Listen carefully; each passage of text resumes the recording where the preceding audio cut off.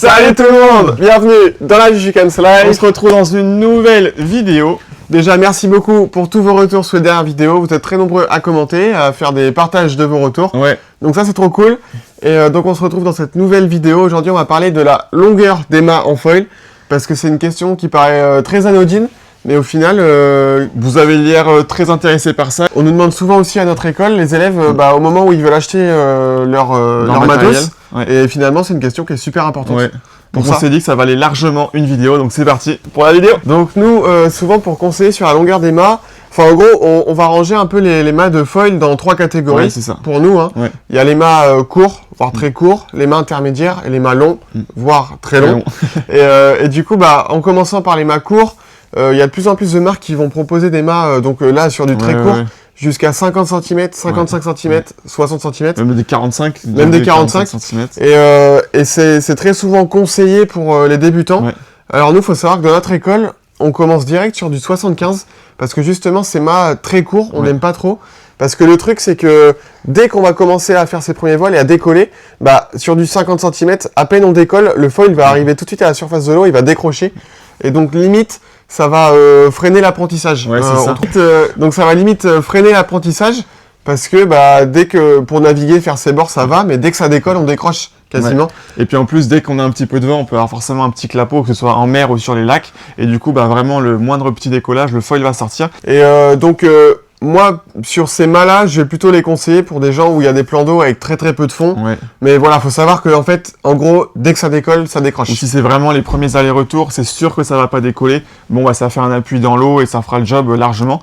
Après, nous, l'objectif à notre école, c'est que les gens puissent rapidement faire leur premier décollage. C'est pourquoi on utilise le 75 cm, Voilà. on aime beaucoup. Donc, mât court, très court, pour nous, c'est quand même très limitant, surtout si vous achetez votre matériel. Oui, oui. Donc ensuite, il y a les mâts qu'on a dit intermédiaires. Donc là, on serait plus entre du 70, 85 cm. Ouais. Ce serait ça pour moi, l'intermédiaire. Donc c'est ce qu'on utilise dans notre école. C'est en majorité le 75 cm. En fait, ce qui est très cool, c'est que là, on va pouvoir décoller et pas décrocher tout de suite. Ouais. Et en même temps, on n'a pas, si on avait un mât long, on prendrait beaucoup de hauteur. C'est ça. Donc c'est pour ça qu'on choisit vraiment entre 70 et 85 pour apprendre. Parce que forcément, les premiers décollages, on peut avoir cette sensation de « Ouh, on est hyper haut ». Donc c'est pour ça qu'on calme le jeu, qu'on reste sur un 75, qu'on prend pas un 85. Et mais mine Parce de rien, que dans l'idée aussi, je te coupe, Ouais, mais vas-y. plus on va monter haut et plus on va perdre en équilibre. Donc c'est pour ça qu'on préfère limiter, nous, à 75 cm. Ouais, c'est ça. Et puis même, ça paraît, la hauteur peut vite paraître plus grande quand on est en haut du mât. Et ça peut paraître un peu impressionnant voilà, c'est et exactement. déstabilisé. Ouais. Et après, c'est pour ça qu'on reste sur un 75, parce que aussi, on a cette possibilité, une fois en vol, de pouvoir se dire, ok, maintenant, faut que je redescende. Donc, par soi-même, on peut apprendre à redescendre, alors qu'avec un mât très court, souvent, on n'a pas trop le temps de se dire, je vais redescendre, que le foil a déjà décroché et la planche est déjà revenue toucher l'eau. Donc, on a cette petite possibilité de faire des premiers décollages en douceur et d'avoir le temps de redescendre. Donc voilà, nous, on est plus pour apprendre en gros sur du 75 cm. Ouais. Et après, il y a les mâts longs, voire très longs. Donc là, long, on va dire que c'est à partir de 90 cm pour moi. Et donc 90, 95, ça c'est du mât qui est long. Après sur du très long, on va avoir jusqu'à du 1 mètre, voire 1 mètre 15. Ouais. En fait, ce qui se passe, c'est que la longueur, on prend surtout en général quand on est très confirmé et qu'on veut plutôt aller vite. Ouais. Parce que là, on se cale et on veut plus du tout essayer de gérer la houle, mais on veut vraiment se caler sur un rail. Donc souvent, c'est en race quand on fait de la wing. Ouais. Ou même, quand j'ai parlé d'un 1 mètre, 1 mètre 15, là, ça va être plus sur du kite foil. C'est eux les plus rapides pour l'instant en foil. Et ils ont des mâts super longs. Après, nous, on n'est pas trop fan en pratique perso de ces mâts-là. Parce qu'on a pas mal essayé, notamment avec RRD, où au début du développement des foils, où il y avait la race qui arrivait, tout ça, et on avait des 95 et des 105. Ouais, et on naviguait pas mal avec, et ce qu'on s'est rendu compte, c'est qu'on perdait beaucoup en agilité. Ouais, c'est ça. Donc là, on pensait en fait gagner énormément pour pouvoir aller plus vite et passer les houles et avoir plus d'appui pour sauter plus haut. Et au final, on perdait tellement en agilité que le compromis était plus très bon.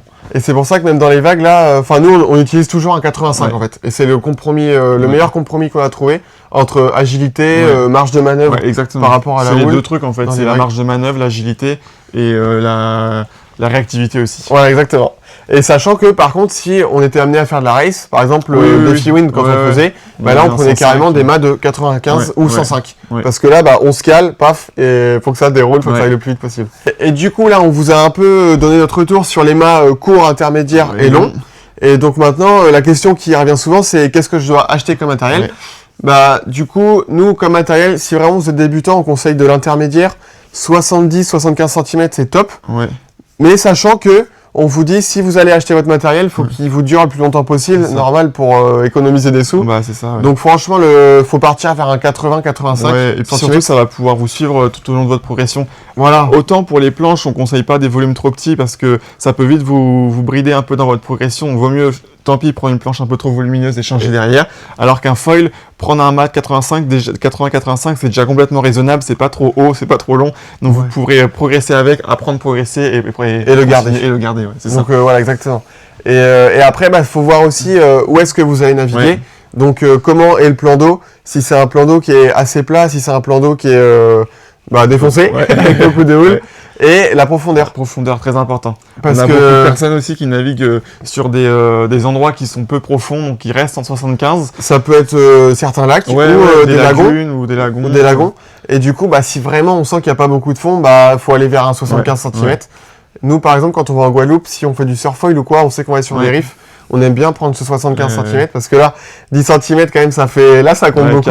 Carrément. Pour la profondeur. Mais voilà, on vous conseille pas de dépasser les 85 cm parce que après, vraiment, surtout si vous êtes au niveau débutant et intermédiaire, voilà, vous allez vraiment avoir cette sensation de vol méga haut trop vite et plus on va être haut, plus on va être instable, ça peut être un peu impressionnant. Et en plus, tout bête, mais les mises à l'eau, vous allez tout le temps devoir marcher plus loin que les copains et ça va toujours être un peu plus compliqué, même les arrivées à la plage. En fait, on voit plus arriver à un stade à une certaine hauteur de mât, on voit plus d'inconvénients que de points positifs. Donc voilà, on vous conseille pas de dépasser les 85 cm. Aussi, plus ça va être long, on n'a pas dit forcément, mais plus il y a du bras de levier.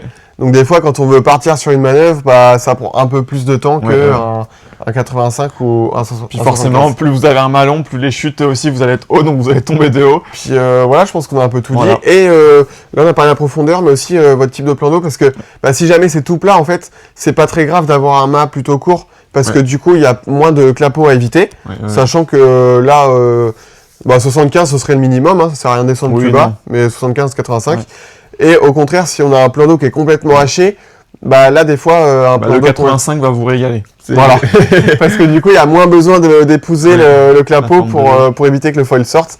Et c'est pour ça aussi qu'il y en a qui utilisent des 95 sur des plans d'eau hachés, parce que du coup, ils auront besoin de... Il y a toujours après des cas particuliers, que ce soit en profondeur d'eau, il n'y a pas beaucoup, donc des gens vont naviguer avec des mâts super courts pour ça, et des gens qui vont avoir des plans d'eau vraiment très très déformés, ils vont avoir des mâts de 90-95, il y a toujours des cas particuliers aussi. Voilà, donc je pense qu'on a un peu tout résumé assez clairement, et c'était cool parce que tu vois la mise à l'eau, moi j'y avais même pas pensé, c'est vrai que plus t'as un ballon, plus il faut marcher loin, et c'est pour ça que des fois, on a vu ça à notre école, il y a des élèves qui ont acheté leur matos avec un 75 cm, qui ont bien progressé, donc ils ont acheté un 85 après, et finalement ils ont gardé le 75 pour aller sur ces spots où il n'y a pas beaucoup d'eau. Parce qu'on en a un chez nous où il n'y a pas beaucoup de fond, et du coup le 75 est intéressant à garder. Même quand ils partent en vacances, genre les lagons et tout, ça peut arriver qu'il y ait des lagons où il y a pendant des centaines de mètres ou des kilomètres pas beaucoup d'eau, et du coup ça permet de pouvoir l'utiliser aussi. Je pense que c'est bien résumé, clairement. Voilà, c'est ça. Vous nous avez posé la question en commentaire, et on l'a aussi pas mal à l'école quand les gens veulent acheter leur matériel. On y a répondu là avec notre retour, notre expérience. Exactement. Si vous avez aimé la vidéo, pensez au gros pouce en l'air, surtout à vous abonner à la chaîne, à mettre en commentaire ce que vous avez acheté comme mât, ce que vous aimeriez acheter, ce que vous utilisez et vos préférences. Et pourquoi? Ça se trouve, il y en a qui utilisent du très long, il y en a qui utilisent du 50 cm, et peut-être que vous adorez ça. Toujours très intéressant d'avoir vos retours, et surtout n'hésitez pas à mettre en commentaire ce que vous voudriez qu'on traite comme autre sujet autour du wingfoil. Et on se retrouve. Si vous n'êtes pas inspiré, mettez un double chacun en commentaire. C'est hyper important. Et on se retrouve la semaine prochaine dans une nouvelle vidéo. Allez, ciao. Grosse bourrasque, c'est le micro de Jus. C'est le micro de Kams.